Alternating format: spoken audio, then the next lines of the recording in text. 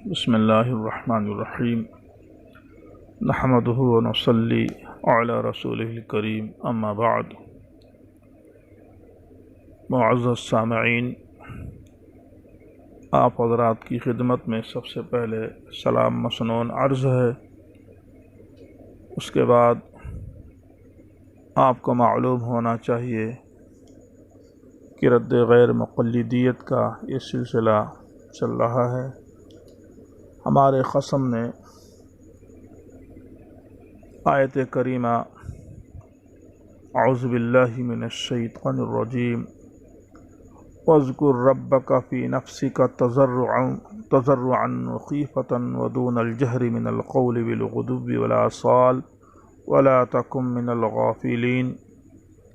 اس آیت کے ذریعے سے استدلال کیا تھا کہ مقتدی امام کے پیچھے قرأت کریں، آہستہ کریں۔ حالانکہ یہ آیت نماز کے بارے میں نہیں بلکہ دعا کے آداب کے سکھانے کے بارے میں نازل ہوئی ہے۔ اس پر غور کیجیے۔ وذکر ودعو کے معنی میں ہے۔ ذیل کی آیات میں اس معنی کی تائید ہوتی ہے۔ اللہ تعالیٰ شانہ فرماتے ہیں کہ وَادْعُوا رَبَّكُمْ تَضَرُّعًا وَخُفْيَةً إِنَّهُ لَا يُحِبُّ الْمُعْتَدِينَ۔ اسی طریقے پر سورہ انعام کی آیت کا ٹکڑا ہے تَدْعُونَهُ تَضَرُّعًا وَخُفْيَةً لَئِنْ أَنْجَانَا مِنْ هَٰذِهِ لَنَكُونَنَّ مِنَ الشَّاكِرِينَ۔ تو اس آیت مبارکہ میں دعا کے آداب سکھائے گئے ہیں تاکہ بندہ ان کی بھرپور رعایت کرے اور صبح و شام ذکر میں کثرت کرے، خصوصاً دن کے دونوں کناروں میں اخلاص الہیت کے ساتھ، اس طرح کی دل اور زبان مطمئن ہو، آداب اور وقار کے ساتھ دعا اور ذکر کرے، خوب متوجہ ہو کر حضور قلب کے ساتھ اللہ سے دعا کرے، کیونکہ اللہ تعالی غافل دلوں کی دعا قبول نہیں کرتے ہیں۔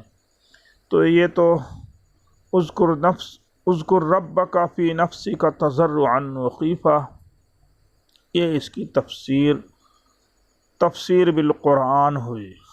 تو اذکر ادعو کے معنی میں ہے۔ قاضی شوکانی اپنی تفسیر میں لکھتے ہیں کہ معنی واذکر ربک فی نفسک انہ الدعاء۔ دیکھیے فتح القدیر للشوکانی متعلق آیت، اور اسی طریقے سے علامہ قرطبی اپنی تفسیر جامع البیان میں اس آیت کی تفسیر کرتے ہیں قولہ وَاذْكُرْ رَبَّكَ فِي نَفْسِكَ تَضَرُّعًا وَخِيفَةً، اس کی نظیرہ ادعوا ربکم تضرعا وخفیہ، یعنی وَاذْكُرْ وَادْعُو کے معنی میں ہے۔ یہ علامہ قرطبی رحمۃ اللہ علیہ اپنی تفسیر میں بیان کرتے ہیں، یعنی اذکر ادعو کے معنی میں ہے۔ اسی طریقے سے علامہ ابن قیم رحمہ اللہ اپنی تفسیر ابن القیم الجوزیہ کے اندر فرماتے ہیں کہ امر تعالی نبیہ ان یذکرہ فی نفسہ، اللہ تعالیٰ نے اپنے نبی کو حکم دیا کہ وہ اللہ کو اپنے نفس میں یاد کریں۔ تفسیر محاسن التاویل للقاسمی کے اندر ہے وَاذْكُرْ بِالذِّكْرِ الامر بالذکر فقال الزمخشری هو عام فی الاذکار من قراءۃ القرآن والدعاء والتسبیح والتہلیل وغیر ذالک۔ علامہ زمخشری رحمہ اللہ فرماتے ہیں کہ یہ اذکر یہ قرآن کریم کا ذکر، دعا، تسبیح، تہلیل اور اس طرح کی چیزوں کو شامل ہے۔ تو گویا کہ دعا کے آداب، نماز کے بعد دعا کی جائے یا اجتماعی دعا کی جائے تو اس میں چیخ چیخ کر چلا چلا کر دعا کرنے کی اس آیت سے ممانعت ثابت ہوتی ہے۔ خیر، ابو حسن صاحب اذکر سے تلاوت اور دعا دونوں مراد لے سکتے ہیں، جیسا کہ اس آیت کی تفسیر میں آپ نے دیکھ لیا۔ اگر بالفرض اس آیت کو مقتدی کی قرأت کے لیے مانیں، دلیل مانیں، جو دلیل انتہائی ناقص ہے اور تفسیر بالرائے کے دائرے میں آتی ہے جو حرام ہے، مانے تو اس احمقانہ اور مضحکہ خیز استدلال پر بجائے شرمندہ ہونے کے آیت سے غلط استدلال کر رہے ہیں۔ یہ استدلال احمقانہ اور انتہائی مضحکہ خیز ہے۔ اگر آپ کے بقول کوئی امام کے پیچھے دعائے مسنون پڑھنے لگے، سورہ فاتحہ کے بجائے دعائے مسنون پڑھنے لگے اور آہستہ سے پڑھے، تو کیا اس آیت کے مقتضا پر عمل ہوگا یا نہیں ہوگا؟ اس کی نماز ہوگی یا نہیں ہوگی؟ کیونکہ اس آیت میں سورہ فاتحہ کا ذکر نہیں ہے، نہ سیاق و سباق میں اس کا تذکرہ ہے۔ لہذا ابو حسن صاحب آپ نے آیت انصات اور آیت تضرع کے سیاق و سباق سے دونوں کو نماز کے لیے مختص کر دیا، جو آپ کی جہالت پر دلالت کرتا ہے، جس کی وجہ سے آپ کو دو حکموں میں تعارض نظر آ رہا ہے۔ اگر آپ نے آیت تضرع کو دوسری آیت سے سمجھا ہوتا تو معلوم ہوتا کہ اذکر کے معنی ادعو کے ہیں اور پہلی آیت سے متصادم نہیں ہے، کوئی تصاد نہیں، اس کا کوئی تعارض نہیں، کیونکہ آیت انصات میں قرآن کو غور سے سننے اور خاموش رہنے کا ذکر ہے۔ معلوم ہوا کہ قرآن پڑھنے والا واحد اور سننے والے جمع ہیں۔ امام واحد یعنی پڑھنے والا ایک ہے اور سننے والے جمع ہیں، یعنی کئی ہیں، مقتدی ہیں۔ تو اس آیت کا امام کے ساتھ اور مقتدی کے ساتھ تعلق تو بالکل واضح ہے، لیکن آپ نے جس آیت کو پیش کیا ہے کہ اذکر امر کا صیغہ ہے، اذکر امر کا صیغہ ہے اور واحد ہے، یہاں ایک سے پڑھنے کے لیے کہا جا رہا ہے، مراد تو امام بھی نہیں ہو سکتا، کیونکہ جہری نمازوں میں اس کو سر کرنا جائز نہیں اور سری نماز میں اس کا جہر کرنا جائز نہیں ہے۔ مقتدی کے لیے اگر اسے مانیں تو مقتدی ایک نہیں، مقتدی متعدد ہیں، سینکڑوں میں ہیں، ہزاروں میں ہیں، یا کم سے کم 2 سے تو زائد ہیں۔ تو اس بنیاد پر یہ آیت کسی بھی صورت میں مقتدی کی سورہ فاتحہ پڑھنے کے لیے نہیں ہے۔ للہ اور تاللہ قرآن کے اندر تحریف معنوی اور تحریف لفظی سے بچیں۔ اللہ تعالیٰ غیر مقلدوں کو عقل اور شعور عطا فرمائے اور قرآن کریم کا احترام کرنے کی توفیق عطا فرمائے۔ دوسری آیت پر غور کیجئے، اس میں خطاب ایک سے ہے، اگر پہلی آیت سے جوڑیں تو درست نہیں، کیونکہ یہاں خطاب سامعین یعنی جمع حاضر کے صیغے کے ساتھ کی گئی ہے۔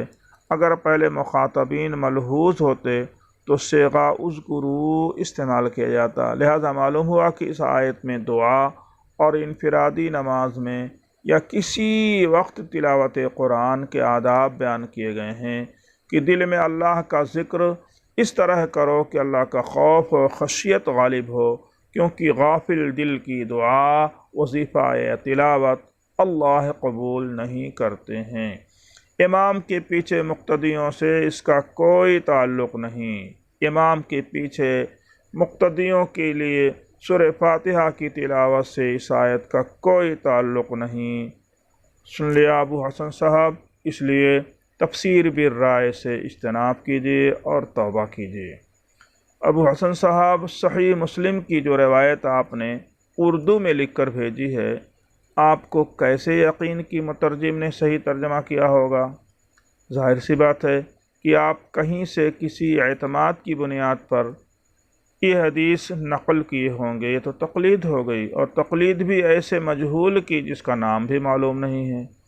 اگر معلوم ہے تو انصاف کا تقاضا یہ تھا کہ مترجم کا نام لکھتے یا مترجم کتاب کا نام لکھتے۔ بہرحال میں آپ کے اوپر احسان کرتے ہوئے رسول اللہ صلی اللہ علیہ وسلم کی زبان مبارک یعنی عربی میں اس کا متن نقل کرتا ہوں۔ حدیث شریف سماعت فرمائیں کہ فَإِنِّي سَمِعْتُ رسول اللہ صلی اللہ علیہ وسلم يقول قال اللہ تعالی قسمت قسمت الصلاة بینی و بین عبدی نصفین ولعبدی ما سأل فإذا قال العبد الحمد لله رب العالمين قال الله تعالى حمدني عبدي وإذا قال الرحمن الرحيم قال الله تعالى أثنى علي عبدي وإذا قال مالك يوم الدين قال مجدني عبدي وقال مرة فوض إلي عبدي فإذا قال إياك نعبد وإياك نستعين قال هذا بيني وبين عبدي ولعبدي ما سأل وإذا قال اهدنا الصراط المستقيم صراط الذين أنعمت عليهم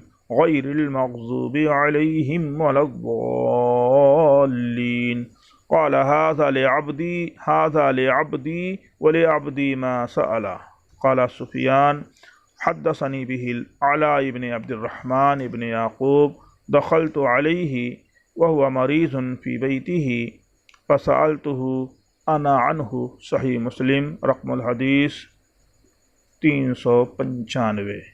اس ترجمہ میں پہلی خیانت یہ ہے کہ مترجم نے الصلاۃ کا ترجمہ سورہ فاتحہ کر دیا۔ ابو حسن صاحب، کاش آپ عالم ہوتے اور عربی جانتے تو آپ بھی مترجم کی خیانت پر لعنت کرتے۔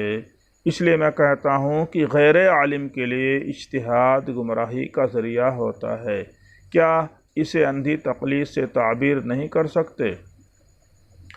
دوسری بات یہ ہے کہ حدیث مبارک سورہ فاتحہ کی فضیلت، اس حدیث مبارک میں سورہ فاتحہ کی فضیلت بیان کی گئی ہے، اور فضیلت کا منکر کون ہے؟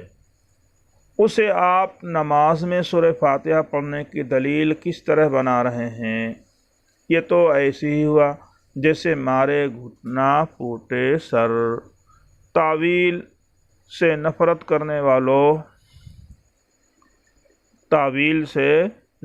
کرنے والوں آپ لوگوں کی یہ ناقص تعویل کب تک چلے گی؟ خود احناف پر تعویل کا طعنہ دیتے ہیں اور خود اسی پر عمل کرتے ہیں۔